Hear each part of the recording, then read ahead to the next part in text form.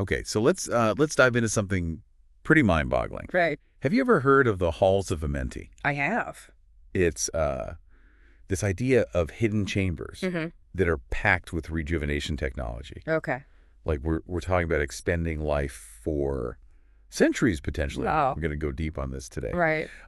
Pulling from a discussion with researcher Billy Carson, who draws on ancient texts like the Emerald Tablets. Right. Get ready to explore what these halls might be, where they could be hidden, Okay. and what it all means for us. It's intriguing how Carson presents the halls of Amenti not just as like a myth, but as a real physical location. Yeah. He describes them as a complex system of rejuvenation chambers where beings could potentially live for hundreds of years. He even suggests that these chambers might be located under both the legendary lost city of Atlantis and the Great Pyramid of Giza. Really? And hold on. He throws in another possible spot. Saqqara. Oh, wow. Near those pyramids. Okay. If any of this is true, Yeah. we're talking about rewriting history as we know it. Absolutely. Yeah. What's fascinating is that Carson claims the Hall's house, both those undergoing rejuvenation and those who are already rejuvenated and living amongst us. Oh, wow. They could be totally indistinguishable from regular people. So they can be anyone, anywhere. That's right. That neighbor you always see walking their dog. That cashier at the grocery store. Exactly. It's both amazing and a little unsettling, right? It is. But who are these beings exactly? Well, Carson calls them children of light. Okay. He believes they came to Earth ages ago, witnessing humanity's struggles and limitations. Right. What he refers to as our bondage. I see. They created bodies for themselves, Right. taking on a human form to blend in. Okay, now this is where it gets really interesting. Okay. Carson ties this ancient idea to something called space dust. Okay. He's saying all physical matter, us included, Right. is made from this stuff. Basically the remnants of exploded stars. Exactly. So in a way, we're all just stardust walking around. That's precisely Carson's point. Wow. And he suggests that these beings used that same space dust to create their physical bodies, allowing their consciousness, their divine spark, to inhabit them. Wow. It's a blend of ancient wisdom and modern scientific understanding that really makes you think. Yeah. And here's where Carson makes a huge leap. Okay. He connects these ancient concepts to a modern scientific project in Russia called the 2045 Project. Yeah. Have you heard about this? I have. It's quite ambitious. It is. The 2045 Project aims to achieve what they call cybernetic immortality. Right. By transferring human consciousness into non-biological forms. Exactly. Wait, hold on. Immortality. It's their goal. Are they actually close to making that happen? They claim some remarkable achievements. Like what? They say they've already transferred a monkey's consciousness into a computer. What? Essentially creating a virtual world where the monkey believes it's still alive. Wow, that's incredible. It is. But it also raises a ton of questions. Oh, absolutely. Like, what else are they working on? Well, they're developing affordable Android avatars controlled by brain-computer interfaces, similar to Neuralink, and researching how to keep human brains alive outside the body, linked to robotic avatars. So it feels like science fiction, but the implications are mind-boggling. It makes you wonder if these ancient beings, the ones Carson describes, might have already achieved what modern science is just beginning to explore. It's possible. And if so, what does that mean for humanity?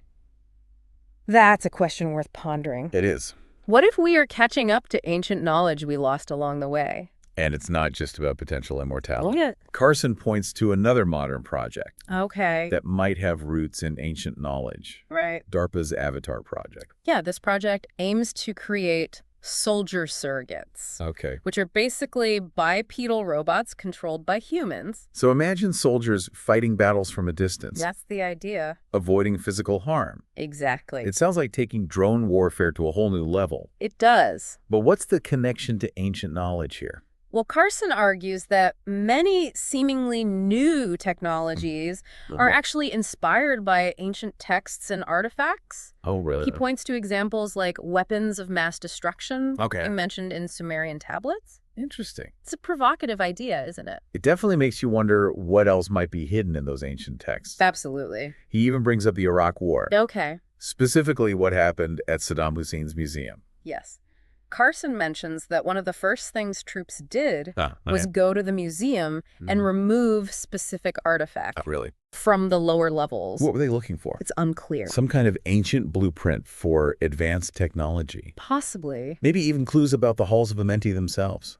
It's possible. It's like a real-life Indiana Jones adventure. It is. With potentially huge consequences. It's a captivating thought. Yeah. If even a small part of what Carson suggests is true, it completely changes our understanding of history, archaeology, and maybe even our own potential.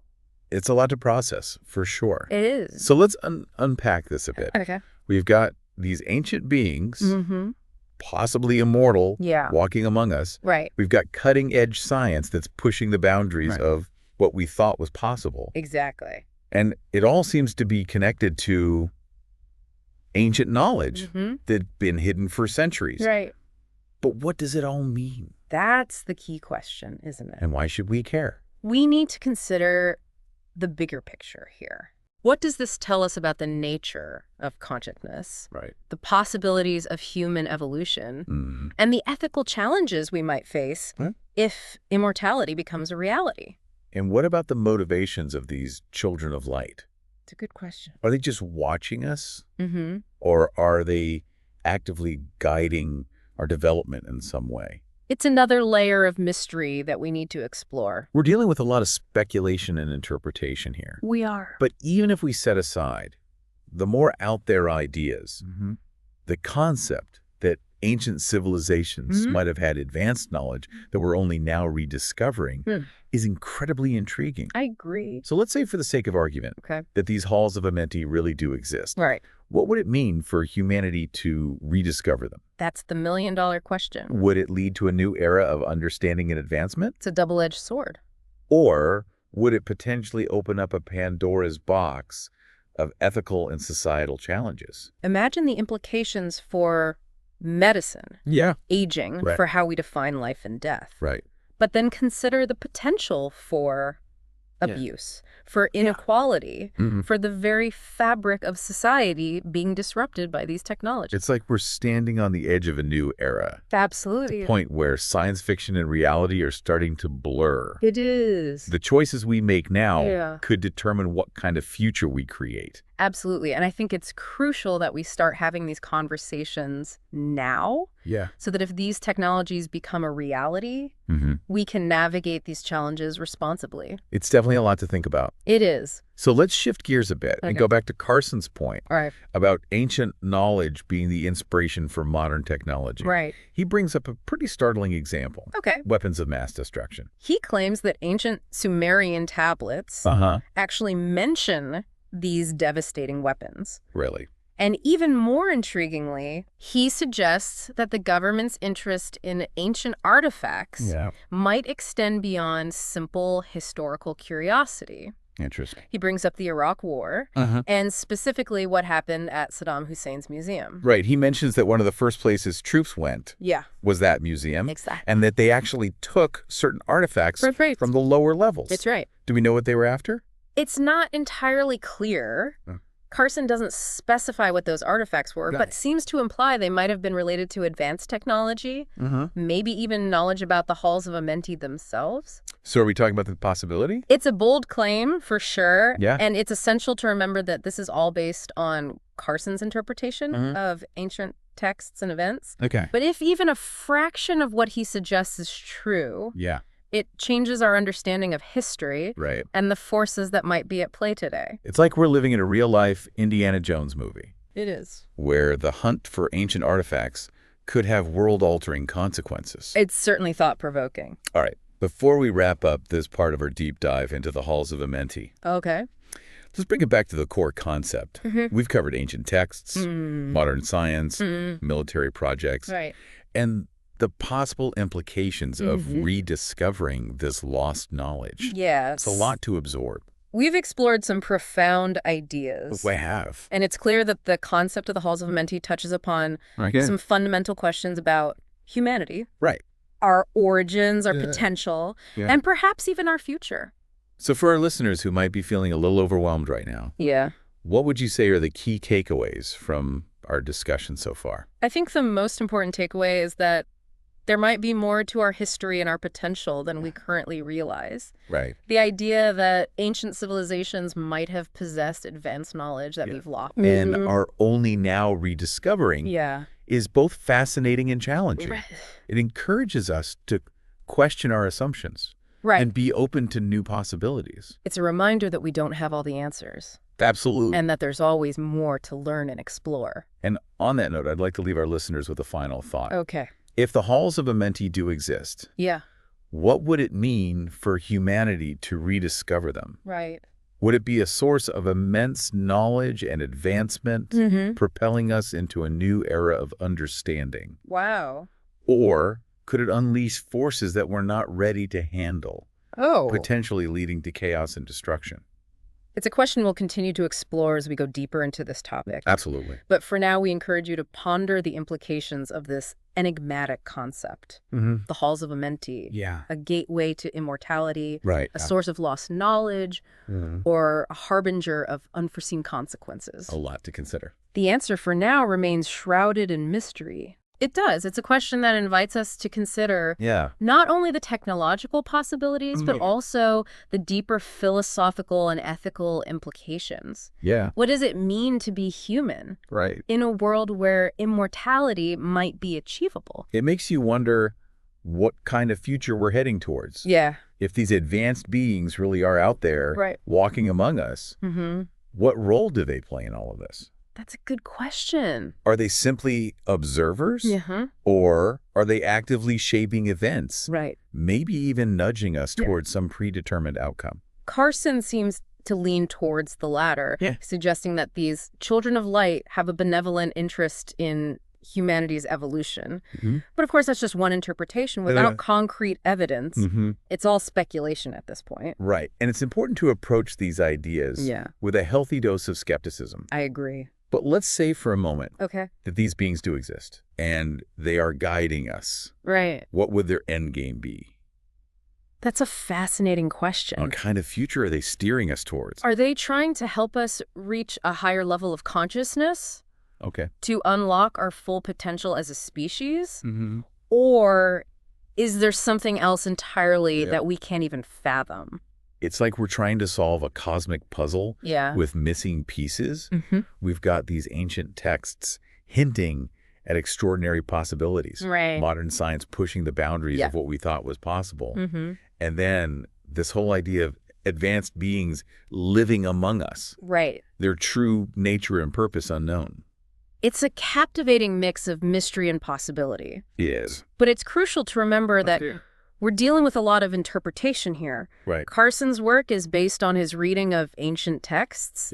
And there's always room for differing interpretations. Absolutely. And we should always be cautious about accepting any one interpretation as definitive truth. I agree.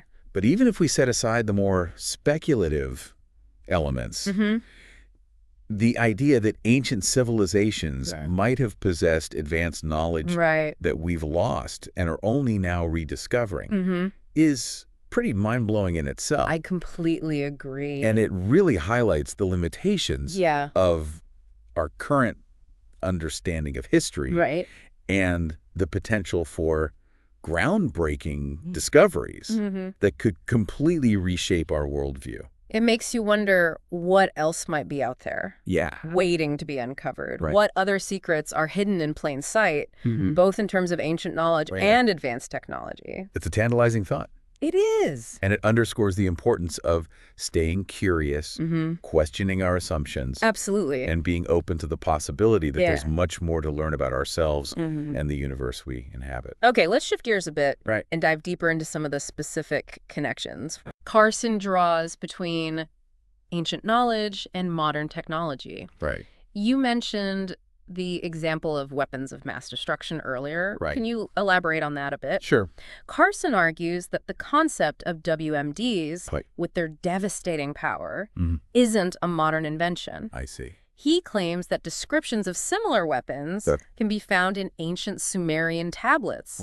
Suggesting that this knowledge might have existed thousands of years ago. So it's not just that modern science is catching up to ancient knowledge. Right. It's that we might be repeating the mistakes of the past, rediscovering things that were perhaps intentionally forgotten or hidden away for a reason. That's a thought-provoking point. It is. If ancient civilizations did possess this kind of knowledge, what led to their downfall? Right. Did they misuse it? Yeah. Or were there other factors at play? And how does that relate to the halls of Amenti? It's hard to say for sure. Yeah. But it certainly raises some intriguing questions. If the halls of Amenti are real and offer a pathway to extended life, wouldn't that knowledge also be a source of immense power? Yeah. Potentially leading to conflict and control? It's almost like we're talking about a kind of technological arms race that spans millennia with ancient knowledge and modern advancements converging in ways we're only beginning to understand. That's a compelling way to frame it. It is. And it raises questions about who controls this knowledge, how it's being used, and what the ultimate consequences might be. And it all circles back to the question of these children of light. If they exist and are guiding us, are they leading us towards a brighter future? Right. Or are they inadvertently steering us down a path? It's a chilling thought. Yeah. And it highlights the importance of critical thinking, discerning information, and questioning the narratives that shape our understanding of the world. We can't just blindly accept what we're told. Right. Whether it's from ancient texts or modern-day experts. I agree. We need to engage in critical analysis, consider different perspectives, and ultimately draw our own conclusions. Exactly. It's about empowering ourselves with knowledge and discernment so that we can navigate this complex landscape of ideas and possibilities. Now, you mentioned earlier that Carson cites specific examples of the government's potential interest in ancient knowledge. Yes. Particularly in the context of the Iraq War. Right. Can you tell us more about that? He brings up the incident at Saddam Hussein's museum, claiming that it wasn't just a random act of looting. He suggests that the artifacts taken from the museum's lower levels might have held clues to advanced technology or even knowledge about the halls of Amenti themselves. So are we talking about a covert operation? Yeah, that's the implication. To recover lost knowledge? And it raises concerns about transparency and accountability. If governments are actively seeking out and potentially weaponizing ancient knowledge, shouldn't the public be aware of what's happening and have a say in how this knowledge is used? It's a crucial question. It is. Especially when we're dealing with knowledge that could have such far-reaching consequences. It underscores the importance of open dialogue, critical thinking, and a healthy dose of skepticism when it comes to accepting claims about ancient knowledge and its potential applications. It's not about dismissing these ideas outright, but rather about engaging with them thoughtfully and critically, weighing the evidence and considering the potential implications for both good and bad. I agree. It's about approaching these topics with a sense of curiosity and wonder, while also maintaining a healthy dose of discernment and a commitment to ethical considerations. And that brings us back to the core question. If the halls of Amenti do exist, what would it mean for humanity to rediscover them? It's a question that continues to resonate as we explore this fascinating topic. It does. And it's a question that each of us must grapple with individually as we contemplate the possibilities and the potential consequences of rediscovering the lost knowledge of ancient civilizations. It's a journey of exploration and discovery filled with mystery, intrigue, and a healthy dose of uncertainty. Absolutely. But it's a journey worth taking. It is. As it pushes us to expand our understanding of ourselves, our history, and the universe we inhabit. Indeed, it's a reminder that there's always more to learn, more to discover, and more to question. And in that journey of exploration, we might just find answers that reshape our understanding of what it means to be human and our place in the grand tapestry of existence. It's fascinating to consider how these ancient mysteries might intersect with the world we live in today. We've been exploring some pretty heavy concepts. We have. Immortality, advanced beings, the potential for both incredible progress and devastating destruction. Yeah. It's a lot to wrap our heads around. It certainly challenges our perceptions of what's possible. It does. And forces us to confront some profound questions about our place in the universe and the trajectory of human civilization. So as we reach the end of our deep dive into the halls of Amenti, let's bring it all together. All right. We've covered a lot of ground, ancient texts, modern scientific projects, potential government cover-ups, and the enduring mystery of these children of light who may or may not be walking among us. It's been quite a journey. It has. Exploring these ideas and piecing together the puzzle of what the halls of Amenti might represent and what their rediscovery could mean for humanity. For our listeners who might be feeling overwhelmed by the sheer volume of information, what would you say are the key takeaways from our exploration? What are the most important things for them to remember? I think the most significant takeaway is that there are still vast realms of knowledge waiting to be explored and understood. We shouldn't limit ourselves to conventional thinking or assume that we have all the answers. The possibility that ancient civilizations possessed advanced knowledge that we're only now rediscovering is a powerful reminder that there's always more to learn and uncover. It's a humbling thought, isn't it? It is. To realize that we might just be scratching the surface of what's possible, and that the history we've been taught might be incomplete or even inaccurate in some ways. Precisely. And it underscores the importance of staying curious, open-minded, and willing to challenge our assumptions. The pursuit of knowledge is a lifelong journey. It is. And there's always something new to discover, especially when we delve into the mysteries of the past.